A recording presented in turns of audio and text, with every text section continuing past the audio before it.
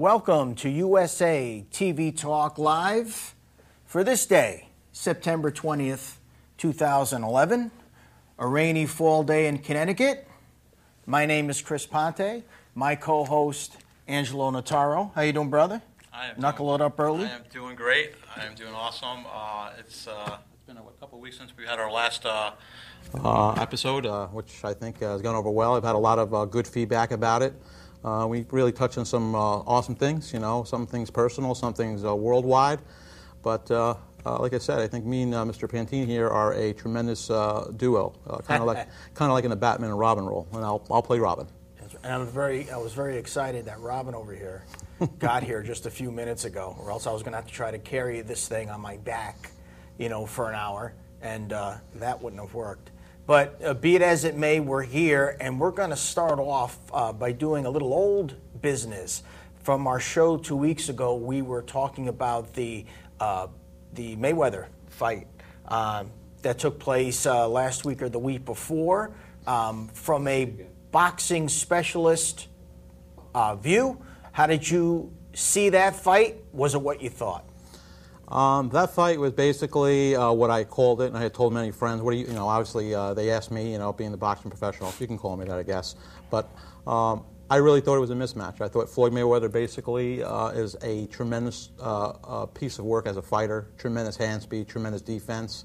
I think Ortiz basically had a big win against Berto, and like boxing, like anything else, there was hype for the fight, and people actually thought that Floyd Mayweather had a chance of being knocked out and losing this fight. I personally did not think so. I think Floyd Mayweather's ability, God-given ability, what he has, is super, you know what I mean? And he did what he had to do. I mean, obviously there was a lot of speculation. And we're probably going to field a couple of questions later on. We have actually a boxing trainer calling tonight, my personal trainer, but also a little history on him. He's trained Tracy Patterson, a former world champion, a guy that fought Arturo Gatti. So he's going to be calling at 7:30, and we're going to be picking his brain and ask Tony what he feels about the fight. Now, the next step for Mayweather is what? Mayweather, I guess everyone wants to see him fight Manny Pacquiao, the Pac-Man, the guy from the Philippines who was a superb fighter, and I give him a lot of credit. Personally, I'm a big fan of his. I could root for him. He's an ambassador to not only boxing, but his country and the people worldwide. He is a real guy. Floyd Mayweather, in the other half, is not. He's very disrespectful. And we'll actually touch on that a little later on when Tony calls, and pick his brain a little bit, like I said, of what is really next. So this fight is anticipated but has not been set yet? Is that the idea? No, it hasn't. Money.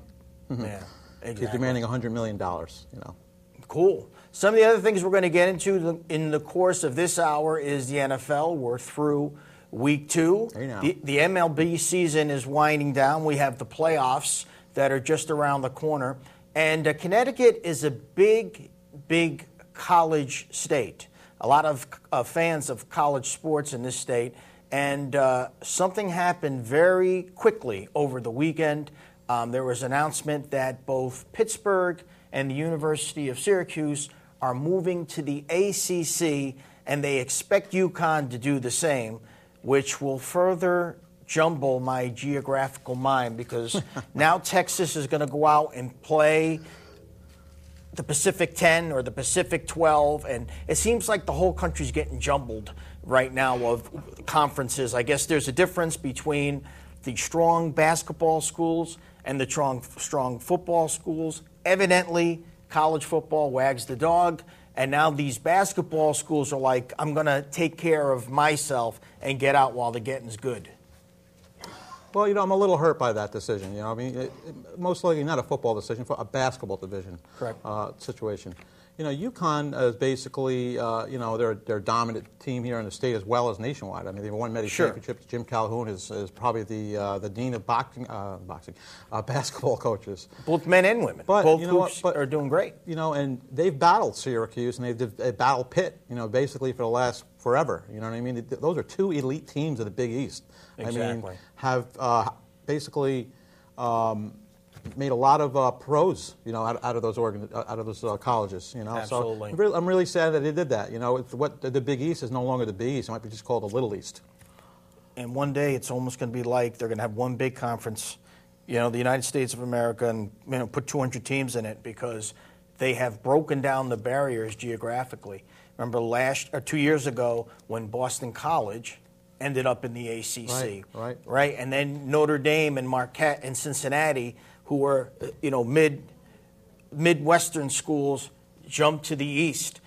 It confuses me, but so did geometry, and so I guess I'll have to get used to it. But it's a big business, and these schools are hopping around where they can get the most bang for their buck. You know what I mean? Without a doubt. If it comes down to the money point of it, it doesn't make sense to the fan, obviously.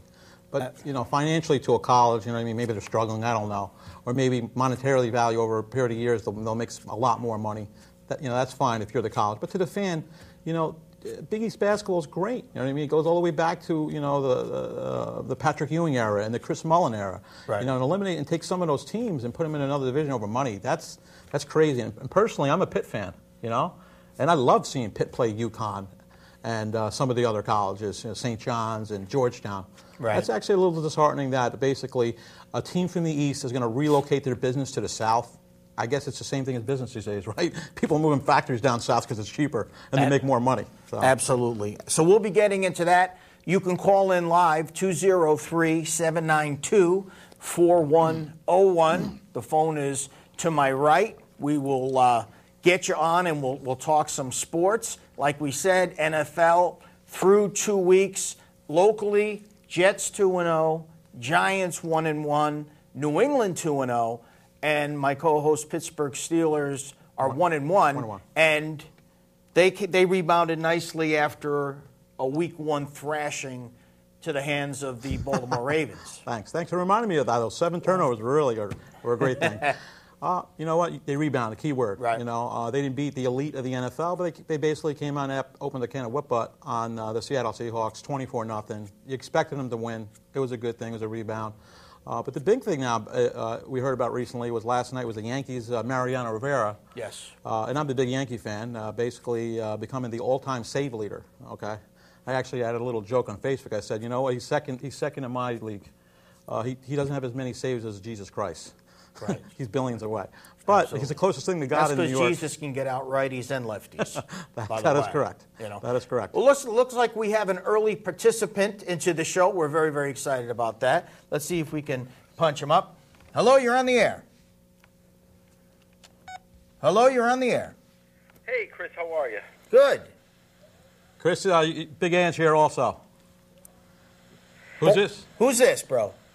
How are you, Ange? Good, man. What do you got on your mind? It's Pat from Danbury. Very excited, Pat. You must be thrilled because I know you're a Cowboy fan and you got your first one yesterday.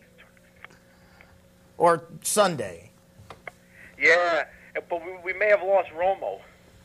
That's right. Not only 2 fractured ribs and a punctured lung. Nothing new. Only kidding. But you don't have a Danny White on the sideline, do you, bro? Pat? I don't think we do anymore. Exactly. You want to touch a little Dallas? You want to talk some other teams, NFL? What else is spinning in your mind, bro? Well, Justin wants to know if you think the Jets are going to win the East. To be honest with you, unless they get their offensive line corrected, I do not see them winning the East. I don't think there is any other team in football that can beat the Patriots except the Jets, but the Jets need to have all their engines going, and they need their right tackle and their center to not only be physically sound, but to play well and play their A game. So unfortunately, my answer is I think the Jets will probably finish with 12 wins and finish second again to New England. Here's my take. I'm sorry, what was his name again? Pat. Hey, Pat. Angelo here. My take is, yes, the New England Patriots, obviously the favorite team in the NFL to take it all home. But what it really comes down to is Mark Sanchez. Can you win important games when it really matters? Yeah, they did do it last year. They had their chances. They obviously went to the championship game. They got beat by a better team. They're my team also. Can they physically impose their will on a team in the fourth quarter? And can Mark Sanchez be, say, the Tom Brady or the Joe Namath and come up big? I personally think, I'm not a huge fan of the Jets. I think they can. I think they have a great defense. They play extremely hard physical football. Their running game is phenomenal. Their passing game is not quite there, but we'll see in December. I'm a little worried about the running game right now. There aren't any, you know what is funny? Because people are getting down on Sean Green a little bit. The bottom line is, I don't see any holes. I agree with that. You know? And they lost Mangold for, a couple of weeks with a high Absolutely. ankle sprain, so that helps. You know what? But you know what? And as a Steelers fan, you can attest to this. You lose players, you replace players, you win games. It's the NFL. There's 52 players on a team, not 12. That's true. I mean, the NFL becomes the league of whoever's left standing because there's going to be injuries on all teams. Absolutely. Pat, thank you for calling. Thanks, guys. Have a good show. Okay, Right, bro. Go Cowboys. Maybe not. Hello, this is Chris. You're on the air. Just so you know, you might want to, there's no one on the air right now, just so you know. Just listen through your phone, all right? Hang up on it. All right, we're good. We're back. We're back here. I got you, brother. But anyway, so We must have lost him. NFL and MLB, as we said before, things in full swing. This is a great time of the year for sports. Oh, without a doubt. You know Football, what I'm saying? beer, wings. Gotta love it.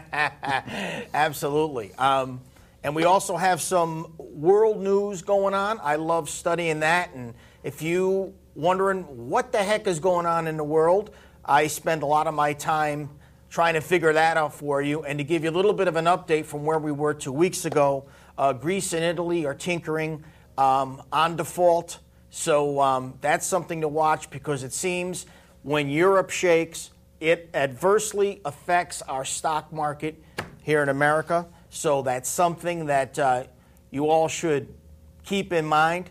Also, the jobs bill. How do you feel about what President Obama is proposing? Basically, taking money from the wealthy of this country in an effort to pay for jobs. Now, I personally don't think that's what capitalism is. From what I understand, jobs are created by what? People that invent things, they create a market for things, people buy the product, and then you hire people in the service area, okay?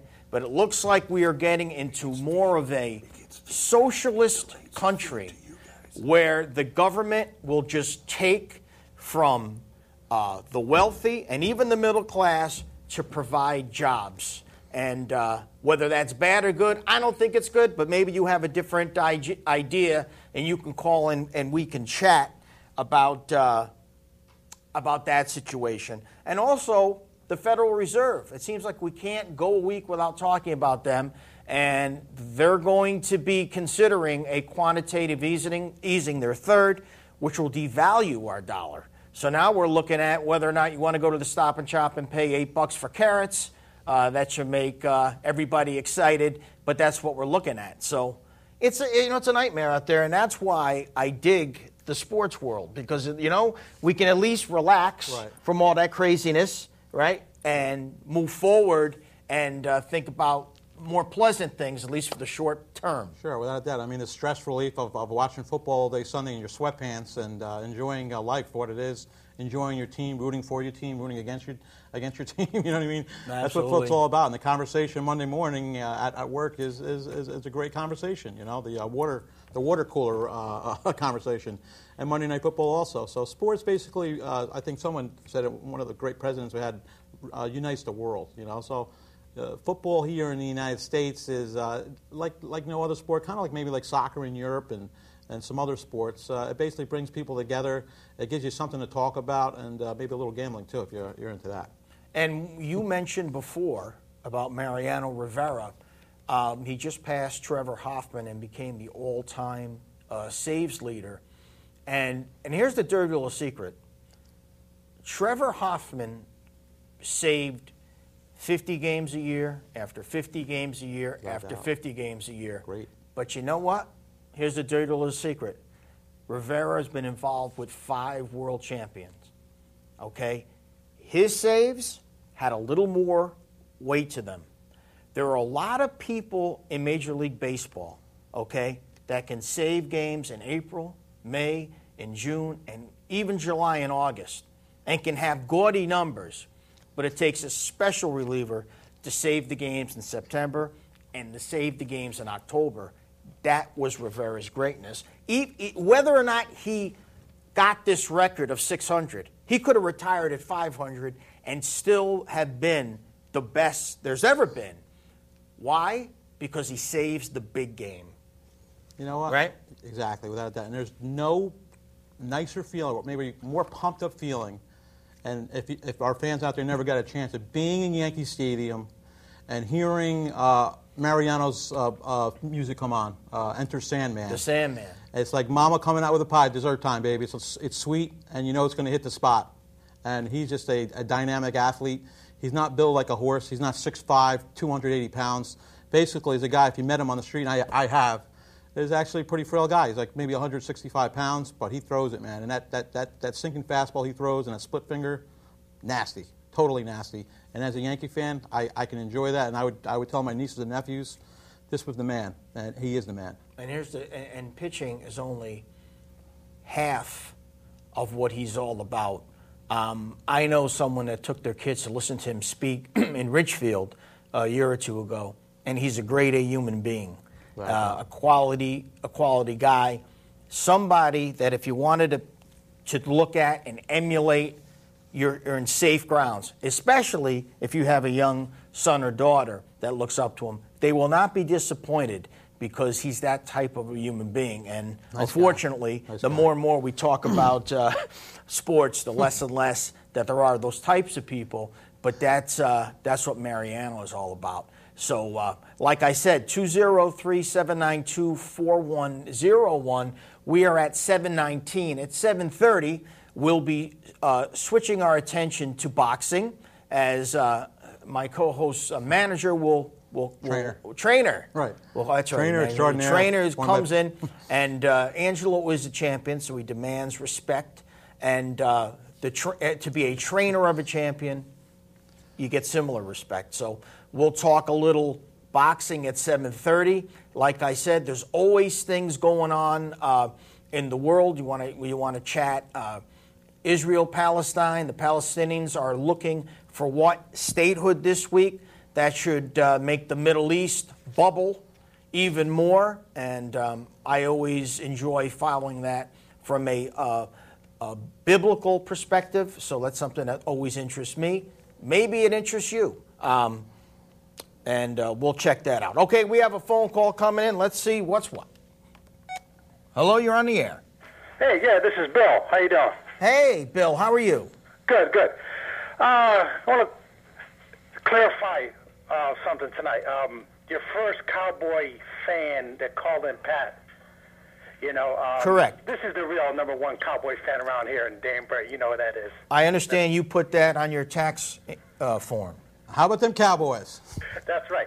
Now, first of all, Chris, who picked your shirt out for you tonight on the television? This was something that I picked out. Okay. Really? Oh, okay. Because I thought it may have been in your genealogy in your whole family of past about 300 years. I used to crush grapes in this. Yes, that's exactly what used to happen. I used to get out in the wine vat in this shirt and crush. And crush and crush. Nothing wrong with a good grape crusher. I think it looks good. You got a further point, Mr. Staubach. Here's the deal about the Dallas Cowboys this year. Everybody for the first two games improved under the coaching of Rob Ryan, the defense. And the big key to last week's game was Romo learned a lesson. See, he learned a lesson. He's the new Dirk Nowitzki of the Cowboys now. See, okay. Dirk had to go down, hit the bottom. Now, Romo's going to come through, and those guys are going to win the NFL Super Bowl champion this year. You heard it from me. All right, brother. Hey, let me just say something real quick. Ryan, their coach, you know what? Great coach, but here's the thing about the Dallas Cowboys. Will Jerry Jones let them coach their football team and not twink them around like a bunch of puppets, okay? The Dallas Cowboys have had a lot of success, you know what? And it was early in Jerry Jones' career, okay? Recently, it seems like his coaches basically can't coach their team. Can they coach? Here's what happened with Garrett. He went out and got that offensive lineman from USC. That's his choice. He went out, he got his players. He got speed on the offense. He got football players who love to play football. If you notice, they're more high-character guys. You have a guy like Jenkins who was a dog last year. All of a sudden, he's back on the field. Last year, he would have been sitting on the sidelines crying and whining. He's playing hurt. He's on the field. He knows that Garrett and Rob Ryan will bench these guys and sit them, and there's a fear factor in there. And when you were talking about plugging guys in, when Holly caught that ball, he came off the bench and made big catches, and that's the difference. They're going to steal a page out of the Green Bay Packers from last year, and their bench is going to come through. Ogletree and those guys are going to come through, and they're better coached. They're responding to coaching. And you know what Belichick has done. He'll take A, B, C, D player, plug them in, and coach them. They're responding to their coaches. Listen, I got to go now because my wife's coming home any minute now, and dinner's not done, so... Good talking, Bill. Good talking, Bill. Hey, get to the door. Preston Pearson is there. See you later, brother. All right, buddy. Take care. You're on. What do you got? Hello. Hello. You're on the air. I am. Okay. So hello, Ange, and hello, Chris. Hey. Hello, Big How Ange are here. you? Who's this? My name is Lynn, and I am from Bethel. Hey, Lynn. Hi. I have a question, and I also have a suggestion. Can I give you both? Go ahead. Go ahead. My question is, will the Red Sox win the wild card in the American League? And my suggestion, you can think about my question, I think Chris should wear a solid color shirt on TV. I agree, Lynn. Actually, I think the Red Sox are going to fall apart like a 1978 Ford. I think they're going to win I think they're going to win the wild card, and I will continue to wear this shirt and crush grapes in it, by the way. Thank goodness. I am so glad I called, and I'm so glad you guys picked up my phone call. Lynn, thank you very much. Appreciate it. Thank you, guys. Good Bye-bye. luck. Well, does it look this bad? Hey, there's nothing wrong with crushing grapes, you know what I mean? Yeah, that's exactly. Produces some great wine, you know? That's exactly right. But that is a good question. What's going on with the Sox?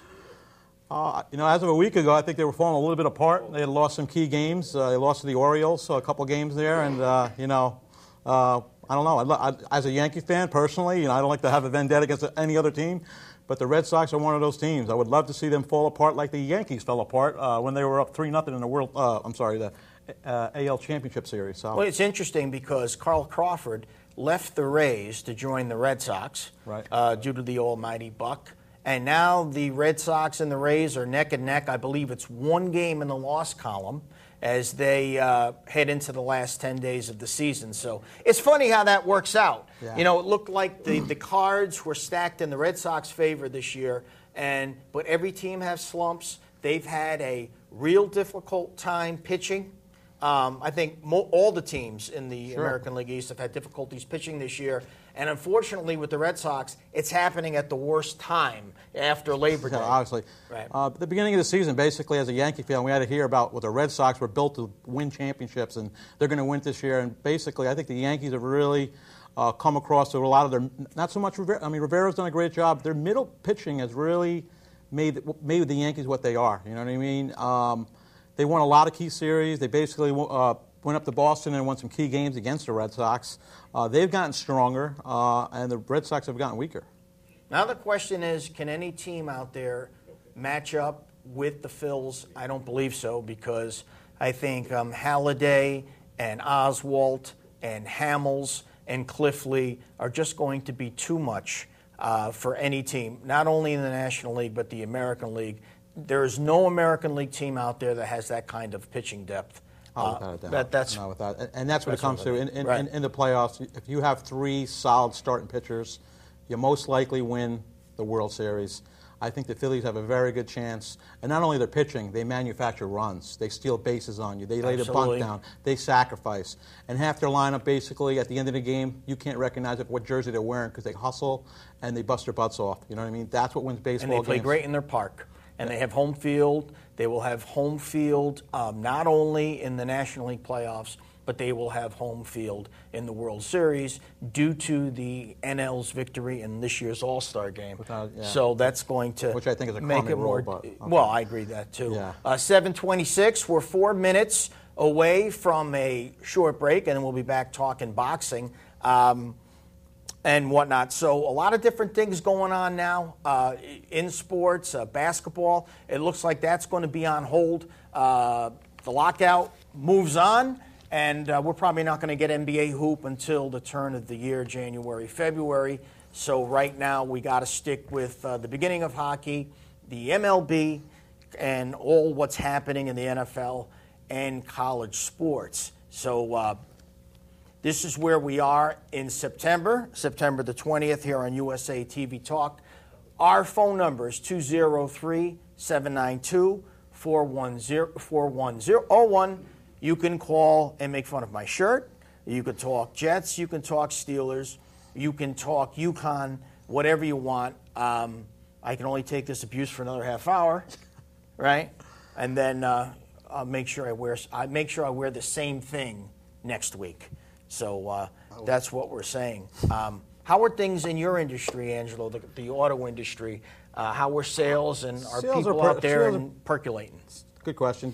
Sales are basically, I work for Ford, so sales, and Miracle Ford in New York and Poughkeepsie, sales are pretty good. You know what I mean? It's basically, we've taken a lot of the Japanese business away with basically what we build. I mean, we build good American cars, and you can make some argumentative points either way. But the big thing right now it's helping Ford is some of the Japanese cars that were affected by some of the weather situations in the last year and a half. They can't really build enough Japanese cars and put them on lots, you know, and keep them in stock where we can, where most of our factories are in the United States. But really what it comes back to is what you build and your reputation. I think Ford is basically taking some of that reputation back. They're building tremendous vehicles. I'm driving a brand new 2012 Ford Fusion, and I think personally it's a little Beamer, like a little BMW. It's just a great value for the money. Well, it basically, you know, the Ford product is good, and it's been good for 20 years. It just pays. America should get to know Ford. Have you seen the commercial Drive a Ford lately? Right. Listen to that commercial. Drive a Ford. What's the gas mileage on the Fusion? What are you getting? Fusion is 30 miles per gallon, mid-size sedan. The hybrid gets you over 40 miles per gallon. Are they? What is the general price range on these hybrids? I mean, it's a wonderful idea to merge the two, but is it affordable? It depends on what your driving is. You know, what your experience every day is. If you're driving a long route on the highway, I would probably say a hybrid is not good for you. Because the key benefit of a hybrid is actually city driving, where it actually, when you brake, it replenishes static electricity to the battery, which gives you better fuel economy. So if you're driving, say, 15,000, 20,000 miles a year, you're the commuter, it's not a great decision, and I would just tell you the truth. If you're driving around town and you're going to hold on to the car for a long period of time, I think paying that extra amount is definitely going to benefit you as a driver. And also, if you're green, you believe in, you know, how can I say it, the leaves and the trees, and you're a tree person, and then obviously the car makes sense for you because it's basically about 70% battery operated if it's driven in the right conditions. You know what's interesting, and obviously this is a personal view. I'm always hearing about how bad everything is economic. I'm having a difficult time imagining people buying anything, but yet they're coming into your place and buying cars. Oh yeah, definitely. You still need a car to go back and forth to work, you know. So it's not something. Transit around here is not like where it is in, say, Florida, where everyone basically takes drives because everything's so far stretched out. So it definitely is an area, especially in the Connecticut and New York area, where you need a car. You need to get somewhere. So. Awesome. Okay, we've reached the 7:30 mark. We're halfway through our show. So we have gotten to the witching hour of 7:30, and we are going to take a short break. And when we get back, we're going to chat a little boxing with Angelo's trainer, a championship trainer. So we're going to take this break. We will be back in 60 seconds. Did you know that Comcast Cable provides a professional television studio to the public, along with the equipment and training necessary to produce your very own TV show? And best of all, it's free. So what is public access? Public access is people sharing ideas. People sharing information. Sharing the environment. Sharing music. Sharing dreams. Public access is people sharing education, art, politics, resources, people sharing civic pride. Public access is people sharing fun. Public access, it's people, just like you and me. For more information, contact your public access studio. See you on TV. I'll talk. Okay, welcome back to USA Talk TV, and we're going to talk some sports and the sport of boxing. On the line is not only one of my best friends in the world, he's also my trainer, but he's trained a couple other fighters, and you might know of him, Tracy Patterson, who fought for the world title, and also he had fought a guy by the name of Arturo Gatti, basically a guy who was murdered recently. And if you read a little bit about him, he was a warrior. I personally saw him fight 3 fights, 1 here in Foxwoods, 2 in Atlantic City. And I tell you, there's one thing, if you wanted to really emulate what your fighter should be, take a little bit of Arturo Gatti, put him into that heart, and wow, what an incredible fighter. But we're going to get Tony on the line right here, if you want to just hit the buttons there. Tony Straconi, welcome to USA Talk TV. Big Ange here. No, thank you very much. How you doing, Ange? We are doing great. Chris is here. Hey, Tone. Hey, how you doing? Okay. Good. Make sure you listen through the headset because the TV's on a minor delay here. Okay, I could hear the delay. There's a bit of a hesitation in the phone. Yeah, just lower the TV. Okay, first of all, Tony, I never introduce you as my trainer. I always introduce you as one of my best friends in the world, and that's what you are to me. You make me a better person, and we put a little work in. We got a little minor title, and we got some more work to do. But what's going on with you right now, boxing? Boxing-wise, I'm working a little bit with Leora Brown. Okay. I'm also hoping to spend some time with you real shortly. And I'm spending a lot of time in the garage myself trying to get in shape to get you in shape. Right, without a doubt. And I'm looking forward to it. I would have came down today, but I was obviously doing this lovely show with a guy who probably has the best shirt I've ever seen, Chris here. Stomp scrapes in it, by the way. He's got a lot of compliments so far with callers. But tell us a little bit about what Tony Straconi is as a trainer. I mean, who have you trained, and what motivates you to be a trainer? Well, I first started training fighters after I had walked away from boxing. My son wanted to box, and in order to keep him safe in the world of boxing, I decided to start learning how to be a trainer. With that, I hooked up with an old-time friend, Andrew Schott from Albany, and we together opened the gym up there, Schott's Boxing, which is still in existence, and it's an excellent gym. My son had 60 or so amateur fights. He became 4th in the nation in 2004. And during the course of that time, I had other pros. I had the pleasure of working with Tracy Patterson for 5 fights. I trained him for his last 5 fights or so. And other pros, Gary Wilcox. And it seems like the list went on and on after I opened the gym. Awesome. You know, there's one thing that I always look at you, you know, and I can appreciate you as a friend, but on fight night when I'm fighting, you give every attention to detail to me, the fighter, and whoever you're trained, and that's huge. You know what I mean? I see some of these fighters; they're warming up by themselves. Their hands are being taped by themselves. Basically, they're fighters upstairs watching the fights. Basically, Tony's always been by my side, has always taken care of me.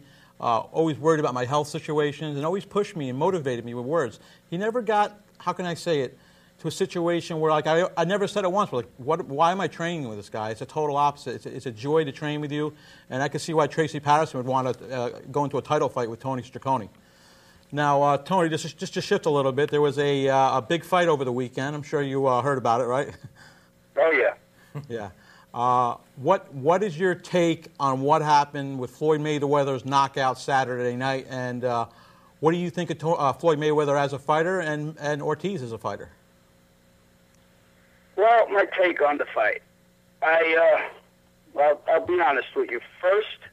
My first take was I was angry at Floyd. I was angry at the unsportsmanlike conduct. I did see the unsportsmanlike conduct from Ortiz also.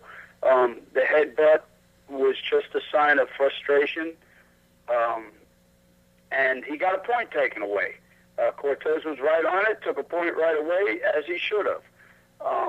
Then immediately afterwards, it seems like Ortiz just wanted to say he's sorry over and over again. I think he just got caught up in the moment of trying to do the right thing.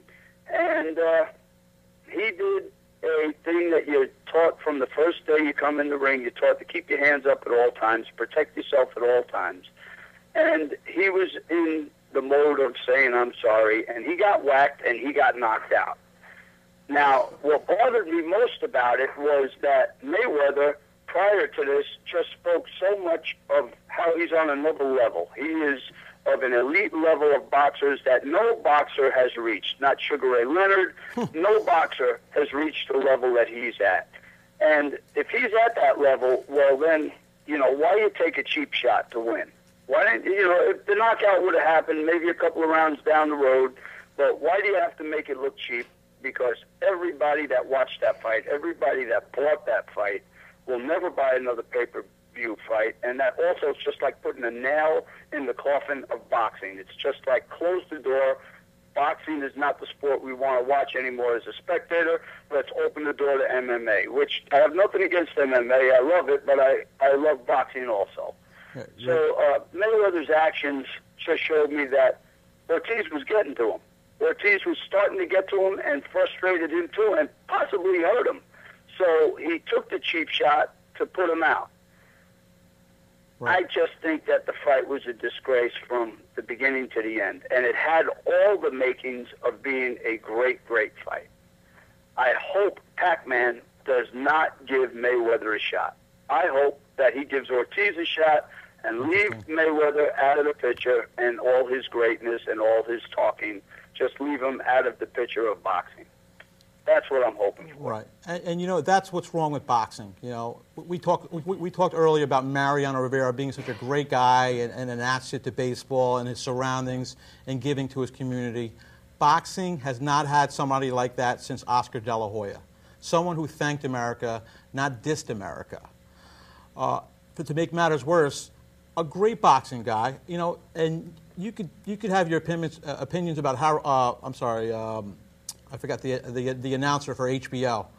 I forgot his name. George Foreman? Larry? No, Larry Merchant. Right, Larry Merchant. Here's a guy that's basically taught, and his job is to ask the tough questions. Basically complimented him and saying that you were wearing him down and you were getting to him. And Mayweather reacts like he's a 6-year-old kid who got his candy taken away from him, calls him a jerk and all these curses and blah, blah, blah. I know you didn't watch it, Chris. But basically, Larry Merchant has to say, if I was 50 years old, I would kick your bleeping ass. Right. That's not a guy that should be representing boxing. Well, it just shows, there's something that happens to a guy when he's as young as he is. He was 19 years old. He won a championship. He was a pro for a year. He won his first belt. He has been a champion, big money maker for many years now. And wherever he goes and whatever he does, everybody looks at him and says to him, you're the greatest, you're the best, you're this, you're that. And with that, he loses so much respect, just natural respect that you should have as a person for every other person that walks the earth. But he doesn't have that for anybody, not his father, not his uncle, not anybody around him, or even a guy like Larry Merchant. Larry Merchant has been around boxing for a long, long time. Great boxing guy. Whatever his opinion is of Larry is his own, and he should keep it to himself. It's just to be that rude to a man that's older than you is just totally uncalled for, and it's just shows the level of person that he is. You know what? And when I heard those comments, I personally almost had a vulgar, like I wanted to take my shirt off and knock Floyd Mayweather out myself, because I was personally always thought to respect your elders, okay? And Floyd Mayweather would be nowhere without HBO, okay? His demands of $100 million. Are you kidding me, Floyd Mayweather? Right. How people love you. Respect the game of boxing. You grew up. Absolutely nuts. Right. You grew up. It all comes from the spectators. And I guarantee you that the people ain't going to buy the pay-per-views like they once did. And you know what? I think, Tony, that happens a little bit from his father and his uncle. You were basically raised as a boxer, and I firmly believe you're a product of your own environment. If my father's a jerk, I'm going to be a jerk. And I think that maybe his father and his uncle were, and he had a lot of issues with those situations. I know his father had problems with drugs, and he didn't really want to, train him recently. But have a little respect. People are dishing out $55, $60. Some people are dishing out $300, $400 to sit ringside. Do they want to see a clown? A guy react like that? You're world class. Act like world class. Become what you are and what you are. That's the basis of it. Tony told me one thing on my first day of training with him. He said, you know what boxing is all about? Good people, okay? Surrounding yourself with as many good people. I don't think that's a situation for Floyd Mayweather. And you're fading away. I'm trying to hear you, but you're breaking up so bad I can hardly hear you. Okay, do you hear me now? Yes, I can hear you now. Okay, what I said basically was, the first thing you taught me on my first day of training with you is to surround yourself with as many good people as possible. I don't think Floyd Mayweather has those good people around him. I think he dictates his camp. I think basically his training is ran by him. And basically, I think he's a stuck-up rich kid that has no respect for anyone other than himself. Exactly. You know, one time, years back, Tracy was fighting in Binghamton, and I was Tracy's sparring partner at the time for that fight. And Floyd brought me up with him, and I got in the elevator with Floyd Patterson, there was Larry Holmes, there was Joe Frazier, and there was Ken Norton in the elevator. Wow. And there you go. And I was looking around in the elevator, and I was like kind of starstruck. And right. Floyd looked at me in the elevator, and he just said, "We're just people." And I'll never forget that, because Floyd was the most down-to-earth guy that I've ever met, and he was a guy that achieved such greatness. He was just a gentleman outside the ring, as he was inside the ring. There's just a different type of fighter from what I grew up with and what I knew than what I'm seeing now. I do see it in Pacquiao. Excellent man. He presents himself as a good man, a loving man, a family man. I like that about him. He's a caring man. He cares about people besides himself. Ortiz has some of them qualities, and basically he's a young man that is growing up the right way morally. He needs to polish his skills if he's going to continue to fight, but he's another great thing for boxing. It's just I don't like bad things for boxing, and I don't like bad things for young people that are looking up to fighters and are trying to idolize the fighters. And right now they're looking at Floyd, and they're thinking that this is the way to be, and to act like this, and to be able to talk back to your parents like this, and to be able to talk back to your elders like this. Right. It just shows a terrible image. And just think, if Floyd Mayweather had a little bit Oscar De La Hoya in him, you know what I mean, spoke highly and treated the sport with respect. As bad as Mike Tyson was, you know what I mean, the things he did, you know what? He always respected the game of boxing. He was a true, believe it or not, a boxing historian. He knew what each boxer's strengths were and weaknesses were. Kind of like Floyd, growing up in the sport. And you know what? He actually laughs now and he respects the game. And you know what? He has some, how can I say, the ability to win over the fans regardless of what he's done in his life. Floyd Mayweather has been a jerk since he was an amateur. He was a jerk 5 years ago, and he's a jerk that I will not pay $50 to watch him fight. I'll wait a week and watch it on HBO. I'm understanding you. It's you know, as I get older, I just tend to want to surround myself with more good people, and that doesn't mean that they have to be winners. They have to be good people. If they're in the sport and they're a good person, I'm there. They don't have to be winners. All they have to do is have a good heart. That's what it's all about for me right now, because that's the most rewarding end of boxing. And you know what, Tony? You did a great job on it, because, Chris, if you see his son, Tony Jr., what a nice kid. You know what I mean? Just a nice kid. Good. Talks nothing bad about no one. Just a real good-hearted kid. I mean, it's somebody you want to like hug and be friends with him the rest of his life. You know what I mean? And then you see him hit the heavy bag, and you think he's Sugar Ray Leonard. I mean, he rattles that bag. You're like, wow, is this the same guy that I just had a conversation with? You know, so that's a joy boxing. And you know what? You got a gem there. Tony, we're going to let you go. We appreciate you calling, giving us your insight. We love that little story on Ken Norton in the elevator. That's awesome. You know. That is good. And God bless, Tony. All right, I appreciate you calling, man. Love you, bro. God bless you, Angelo. Hope to see you soon. Take care of yourself. Love you, bro. Well, there you go. Right, the antithesis of Floyd Mayweather. Listening to him, the next generation. See, the next generation cannot relate to some of these athletes. Right. They just can't relate to them. What does a young 20-year-old Olympian fighter look at? Oh, maybe that could be like Floyd Mayweather. He can make $50 million a year and disrespect people. No, that's not what it is. A good fighter is going to have a good trainer. A guy that's going to basically be his father. Someone who's going to lead him, you know what I mean, to whatever goals he has in life. That's learned inside the boxing ring. The other half is learned at home. If you have a father who's had situations, who can't control the son, he's not going to be able to control himself in public. The act of Floyd Mayweather attacking a 70-year-old man, a boxing historian, a guy that basically puts his life into boxing and is really widely known in the boxing world to disrespect him and to call him bleep, bleep, bleep, it's uncalled for. Floyd Mayweather, I mean, that's... There's a left hook out there waiting for that guy with his name on it. Yeah, with that. Okay, it'll knock a chip off anybody's shoulder. I'd like to get a piece of him. I saw Joe Frazier do that to Muhammad Ali in March 8, 1971.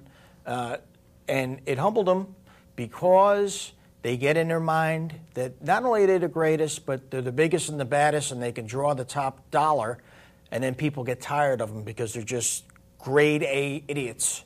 And especially in today's economy, you think people are going to plunk down a lot of money? They'll plunk down a lot of money to watch him get his butt kicked, but so he's setting himself up to be a bad guy. But I got a question for you. I wish I could have asked the trainer. Sure. How much of when you're preparing for a fight, does your trainer try to give you on the mental side? I know about all the physical. Do they try to speak some things into you to keep you mentally tough? Good question. First of all, physical there, if you don't have it yourself, you're not going to be a fighter, okay? You should be able to do a lot of things in yourself without a trainer, okay? When you're with them, I would say you set yourself to a period to train at a high level. Mental is 90% of the game. That's what it is, man. You walk into the ring as a warrior, you leave as a warrior. Right. You know, you believe that you can win the fight when you wake up, when you go to sleep. We had spoke about fear. Right. Fear is your best friend, like Mickey said to Rocky. Frankie, fear is your best friend. Right. Fear should be part of life. You should be always scared of something. You know what? Because if it's instilled in your brain fear, you know what? You overcome that if you're a true champion, okay? And Tony does say the right things, you know what I mean? And does mentally get at me. Some of the things that mentally get me inspired are not just Tony. I mean, I lost a dear friend a week ago, a kid 22 years old, Josh Depew from Montgomery, New York. He battled leukemia for 3-4 years. Every time I trained and my shoulder went dead or I pulled a calf muscle or I couldn't go on, I thought about what Josh was going through, you know, the chemotherapy and the surgery he had. And you know what, he's not with us, you know, and I love the kid more than anything, but he actually drove me a far way on that bus to get into that cage and win that fight. And if I could just thank him or his family enough, that's awesome, you know, what you did for me, and I appreciate it. It was disheartening to bury a 22-year-old kid who was actually a standout for WestCon baseball. He had a full baseball scholarship. Wow. But those are the things that motivate you. Pick little things in life. And I always say, my saying is, I learn more every day from a 7 and a 70-year-old than anyone else can teach me, you know? As a 7-year-old kid, you know what I mean? They're so innocent. A 70-year-old, he's been through life. He knows what it's all about. He can tell you everything. So those are some of the few things. What motivates you, Chris? Well, no. I hear what you're saying. You know what? Like I said, I only know about boxing what I saw in the movies. Okay, and I know that the trainer boxer relationship is very important. It was very important to Mike Tyson. As a matter of fact, after his trainer passed away, he never truly recovered emotionally from that. Correct? Without a doubt. He never, Customato, correct? Yeah. So I know it's a very important relationship, a very strong symbiotic relationship between the trainer and the fighter, emotionally, mentally, and physically, because 15 rounds, wherever you're going out there for, I mean, it's a war. People get that. The whole idea is for someone to knock you out. Fatigue's going to set in, and then someone has to sprinkle some words in your ear in the 7th round, or the 8th round, or the 9th round to keep you going. So that was a great spot. He was, a wealth of information, and when he mentioned Floyd Patterson, I smiled because Floyd Patterson was just the opposite as to some of these clowns today. I never met Floyd. I never met Floyd Patterson, but he was a sweet guy from what Tony said, and I could respect anything that Tony says. Getting back to a trainer is basically your mom and dad. I mean, you spend more time with. I spent more time with Tony training for a fight, and the insight he gave me, just like I said, I can respect him.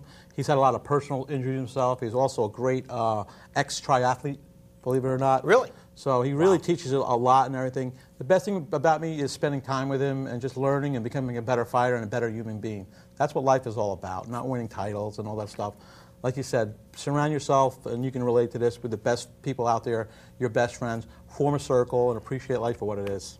Absolutely. I'd like to take that subject and what you mentioned before about your 22-year-old friend that passed to leukemia, because this is going to be a tough segue, but it's a segue I have to make, and I have to talk, getting close, okay? I just read this week about a doctor. His name is Dr. Maurice Hilleman, and he was a Merck scientist. Dr. Hilleman died in 2005, and it just came out recently that he was involved in the vaccinating of children, and he bragged about putting cancer viruses in the vaccines. What? Yes. It caused childhood leukemia. It causes Hodgkin's disease in young men in their 20s. Okay? Now, he admitted to this before he died. Merck, right, is a very well-known name. Why did he do it? Because he was a Darwinist. Okay? He didn't believe in the soul of people. He didn't believe in God. But he believed in the planting of disease in young people. Why? Because the elites of this world, it's all about depopulation. Okay? Now, I'm asking people who are listening to me right now, don't believe me, check it out yourself. Dr. Maurice Hilleman, Hilleman. He died in 2005 and confessed to putting AIDS virus, cancer viruses, leukemia viruses in vaccinations that are going into your children at school. Mom and dad, listen to me out there. When you find out when vaccine day is at the local elementary school, do more than just wish your child well at the beginning of the day. You go to school, you say, excuse me, I'm going to take that little vial that has my son or daughter's name on it, and I'm going to go get it analyzed to find out what's really in it.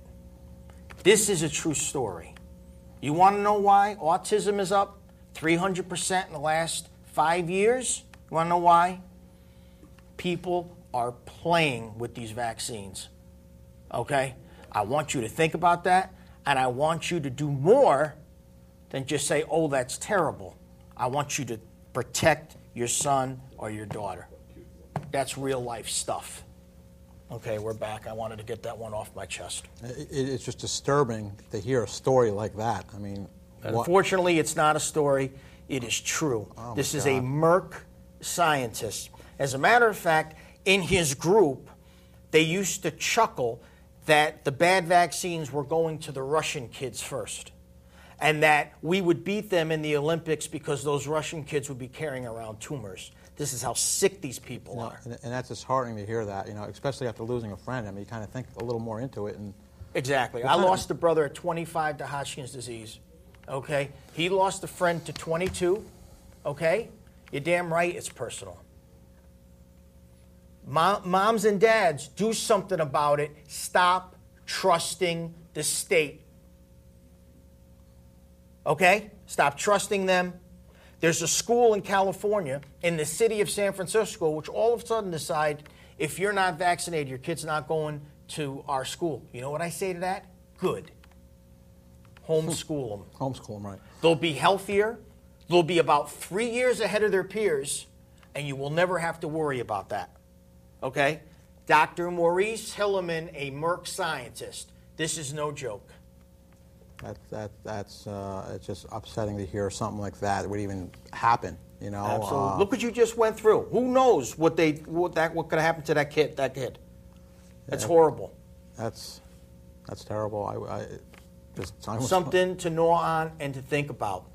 Okay, guys.